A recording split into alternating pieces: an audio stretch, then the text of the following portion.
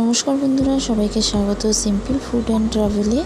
আজকে তৈরি করে দেখাবো মাছের মাথার চচ্চড়ি। ভিডিওটা স্কিপ না করে সম্পূর্ণ দেখার অনুরোধ রইল। ভালো লাগলে লাইক শেয়ার কমেন্ট করবেন, চ্যানেলটা সাবস্ক্রাইব করে দেবেন। চলুন ভিডিওটা শুরু করা যাক।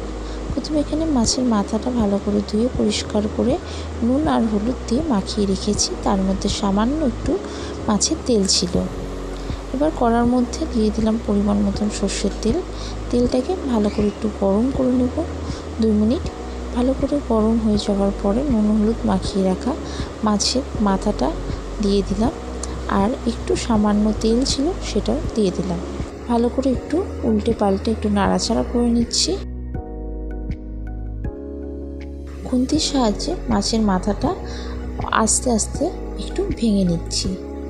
যখন ভালো করে মাথাটা ভাজা হয়ে যাবে প্রায়, তখন এর মধ্যে পরিমাণ মতো নুন দিয়ে দিলাম আর পরিমাণ মতন একটু হলুদ গুঁড়ো দিয়ে দিলাম।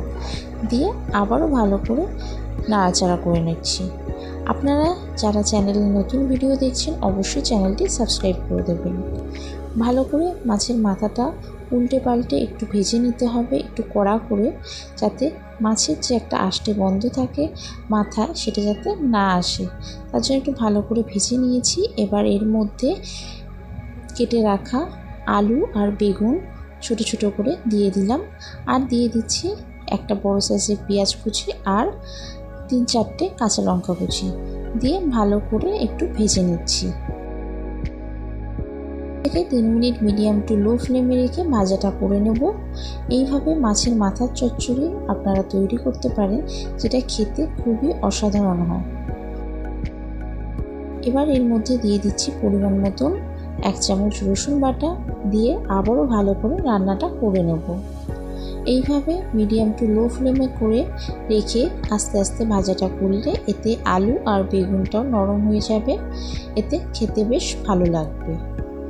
আপনারা যারা চ্যানেলটি সাবস্ক্রাইব করেছেন তাদেরকে অসংখ্য অসংখ্য ধন্যবাদ। এইভাবে খুব সুন্দরভাবে মাছের মাথার চচ্চড়িটা রান্না করতে হবে, যাতে খেতে খুবই সুস্বাদু হয়। ঠিক এইভাবে আপনারা একবার করে অবশ্যই কমেন্ট করে জানাবেন। আপনারা কে কোথা থেকে ভিডিওটা দেখছেন অবশ্যই কমেন্ট করবেন। প্রায় মাছের মাথার চচ্চড়িটা হয়ে গেছে। এখানে আলুটাও অনেকটা নরম হয়ে গেছে আর বেগুন নরম হয়ে গেছে। মাছের মাথা দিয়ে অনেক রেসিপিই করেছেন, একবার এইভাবে মাছের মাথার চচ্চড়ি তৈরি করবেন, যেটা খেতে খুবই অসাধারণ লাগবে। আর এইভাবে তৈরি করে অবশ্যই একবার কমেন্ট করে জানাবেন। তারপর একটু ভেজে নিচ্ছি। দেখতেই পাচ্ছেন খুব সুন্দরভাবে মাছের থেকে তেলটা ছেড়েছে।